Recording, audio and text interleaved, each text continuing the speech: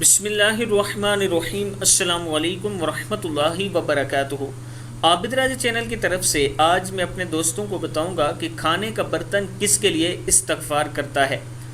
हज़रत उम्मे आसिम रज़ी अल्लाह तआला अन्हा फरमाती हैं कि हम एक प्याले में खाना खा रहे थे कि हमारे पास हज़रत नबशा आए और कहा कि रसूलुल्लाह सल्लल्लाहु अलैहि वआलिहि वसल्लम ने इरशाद फरमाया, जो प्याले में खाए फिर इसे चाट करके साफ़ करे, प्याला इसके लिए इस्तगफार करता है, यानी उसे अच्छी तरह साफ़ करे। जिस बर्तन में खाए उसको अच्छी तरह साफ़ करे, उसमें सालन वगैरह ना छोड़े, तो फिर वो प्याला उसके लिए इस्तगफार करता है।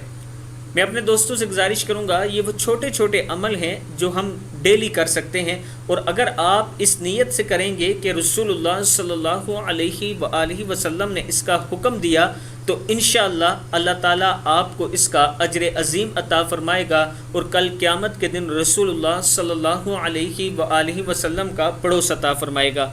इस वीडियो को आप दोस्तों ने आगे ज़रूर शेयर करना है। अस्सलामु अलैकुम वरहमतुल्लाहि वबरकातुहू।